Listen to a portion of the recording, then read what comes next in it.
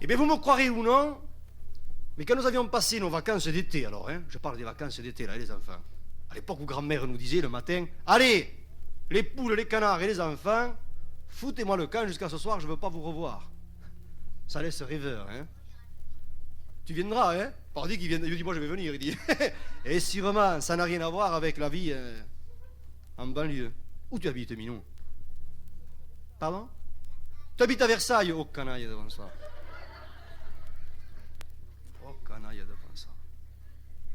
Et le premier jour de la rentrée, on trouvait le moyen encore de faire durer les vacances 1 heure de plus. Et ceci grâce à une règle que ni grand-père, ni papa et maman, ni toi ne pourront jamais oublier. C'est la fameuse règle qui dit le participe passé employé avec l'auxiliaire être s'accorde en genre. Non mais quelle vacherie hein. Parce qu'avec avoir, ça change. Encore faut-il que l'autre il soit placé où vous savez, parce que c'est une histoire de pédéraste. S'il est derrière, ça marche pas. Faut qu'il soit devant. Tu as compris? Ah, il a compris, dit le petit. Remarque, si tu n'as pas compris encore, à la rentrée prochaine, ils te feront comprendre. Hein, ça c'est. Parce qu'ils sont têtus, en plus. Ah, enfin, voilà. Voilà, c'est chouette, ça. Parce que être et avoir, quand tu les conjugues, hein, crois-moi, c'est encore les vacances. Regarde.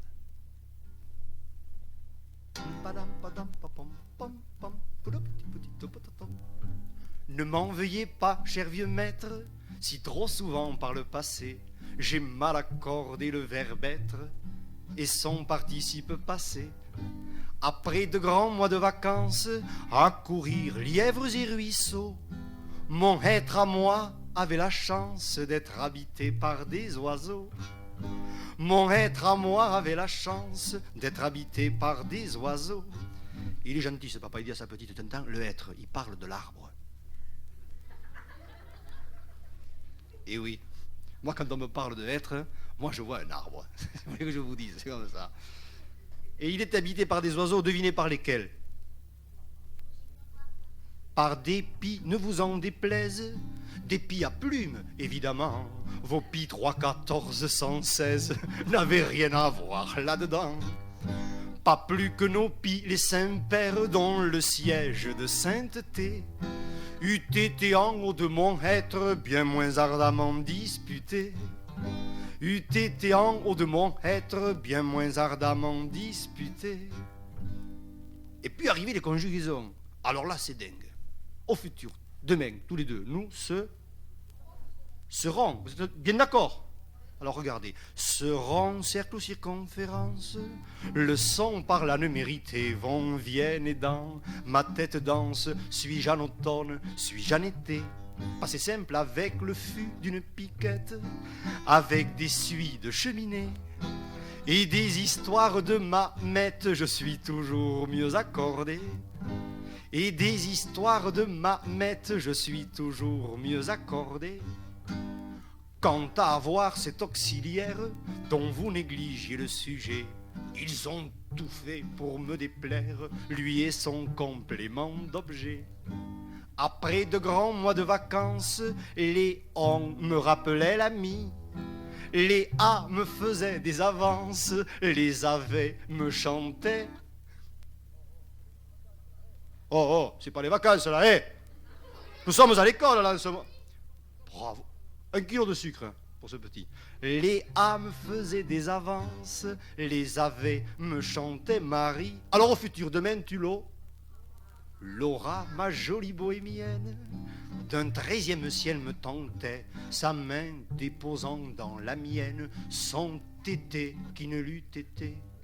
Les U du haut de ma charrette, d'une haie affolaient les jets, qui pour un casse de noisettes, des forêts défendaient. Qui a dit l'orée? C'est vous, monsieur? C'est vous? 2 kilos de sucre.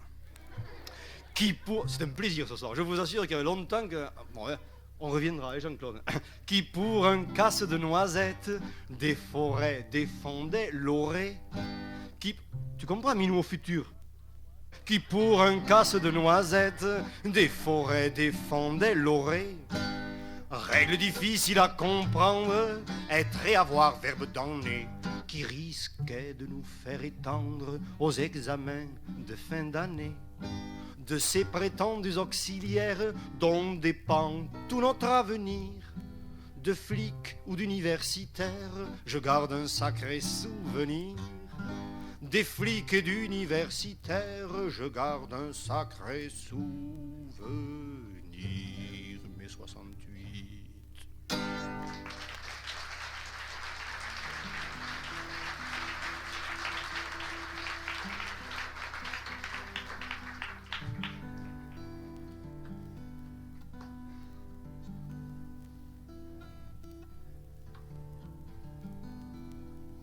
Vous savez, grand-mère, elle était gentille. C'était une brave femme. Mais une brave femme, comme on dit dans le Midi. Hein. Parce que brave, des fois, ça peut paraître péjoratif. Ça veut dire un peu couillon, tu vois. Non, c'était pas ça. Pas du tout. Et je vais vous dire, et vous allez comprendre pourquoi. C'est que grand-mère, déjà au village, il y avait des gens, je parle en 40, 41, 42 pendant la guerre, il y avait des gens qui venaient, qui avaient une maison, des touristes. Tu sais, ceux qui, à cette époque-là, disaient « Oh !» La campagne ne m'en parlait pas, ça sent mauvais. Mon Dieu que ça sent mauvais. Il n'y a pas d'eau, les routes, il y a des nids de poules partout. Le tas de fumier devant la porte, le même tas de fumier que maintenant on vénère, autrefois c'était les ploucs. Maintenant on dit eux les paysans, ils ont compris les vraies valeurs. Autrefois, c'était les ploucs, les pécores, les bouseux. Et elle savait, ils sont bien d'accord, hein, une histoire de mode. Et elle savait, grand-mère, que les touristes qui venaient au village disaient ça en rentrant chez eux. Alors que lorsqu'ils arrivaient l'année d'après, ils arrivaient en disant « Bonjour, Madame Falipou, comme nous sommes contents de vous voir. »« Mon Dieu, Madame !» Elle disait « Et nous, si vous saviez ?» Et en nous faisant un clin d'œil, elle ajoutait « On vous a langui, mais j'ai pensé à vous. Je vous ai gardé des œufs frais depuis l'année dernière. » Il y a des choses beaucoup plus sérieuses. Comme par exemple les fleurs. Les fleurs peuvent se reproduire, je le répète pour les enfants, tout le monde le sait, soit par les insectes qui vont de l'une à l'autre, soit par le vent. Et comme j'ai eu le temps de regarder faire tout ça, ça m'a mené à écrire cette chanson que j'ai appelée « Vilaine abeille, gentille fleur », où pas mal de femmes peuvent se retrouver. Comment trouver normal que la fleur soit violée par l'abeille assoiffée de ce vin de printemps, violée comme souvent Jeanne-Claude ou Marie, à peine épanouie, le seront à 15 ans. Car peut-être elle aussi, ma jolie pâquerette, faisait ses mises en pli en rêvant de voilettes. Qui peut nous affirmer que son précieux pollen n'était pas destiné à un plus pur hymen? Elle attendait, qui sait, un souffle de juin, venu on ne sait d'où, qui du creux de ses reins aurait fait son abri d'une nuit de rosée et d'un très long voyage s'y serait reposé. On a vu de tout temps nos plus chastes bergères pour un prince charmant entrouvrir leur volière, alors que bien des fleurs, évidemment fanées, les avaient mis en garde contre ces passagers. Si j'étais pâquerette, mais je ne suis que vent, ouvrant ma collerette, même pour un instant, au souffle vagabond, j'offrirai mon amour, plutôt qu'avec l'abeille, m'emmêler chaque jour.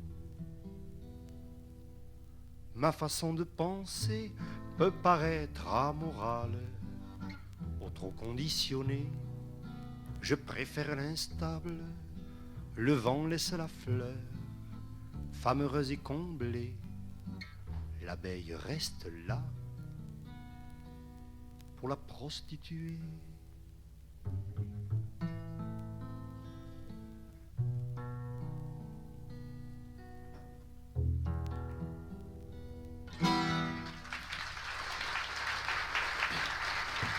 Merci beaucoup.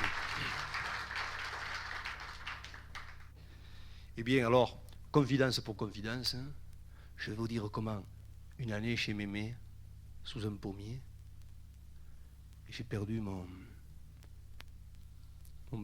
pullover. Oui, je m'étais aperçu qu'à la fin de chaque repas, j'éprouvais le besoin de manger une pomme. Je me disais, mais quand même, c'est bizarre, ça. D'où ça te vient, ce goût de... Parmi tous les fruits qu'il y a, pourquoi tu manges? J'ai compris, ouais. Ça vient de là. Vous savez, les associations, hein, les bons moments avec les lieux, les trucs. Alors celle-là, devinez comment je l'ai appelée. Golden Party. S'il m'arrive souvent, sur un joli corsage, de poser en passant un regard pas très sage, j'ai aussi pour les pommes un penchant excessif. Pommes et seins ne me laissent jamais passif. Certains aiment le sport, d'autres jouent au tiercé. Moi je ne vis que pour les seins et les pommiers. Avant de me ranger au nombre des sadiques, souffrez, je vous en prie, que d'abord je m'explique. Un soir rentrant des champs, alors que je passais l'été de mes 15 ans, à courir les vergers, j'aperçus toute nue, à l'ombre d'un pommier, la plus belle des filles dont on puisse rêver. Elle était là, dormant, mais lorsqu'à mon approche, les grillons se taisant, ont agité la cloche, elle entr'ouvrit les yeux et me dit, viens plus près, je vous en fais l'aveu, je n'ai pas refusé. De très vieilles fourmis pourraient vous raconter beaucoup plus en détail ce qu'il m'est arrivé.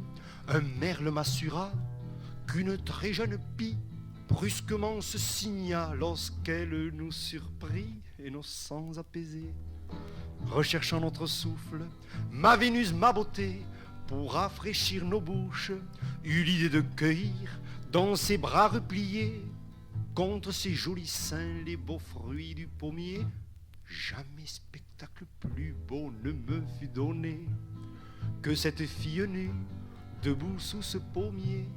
L'image de ses bras, tenant pommes et seins, aurait fait d'un manchot un maître du dessin. Voilà pourquoi depuis, quand je vois un corsage un peu trop échancré, je ne puis rester sage.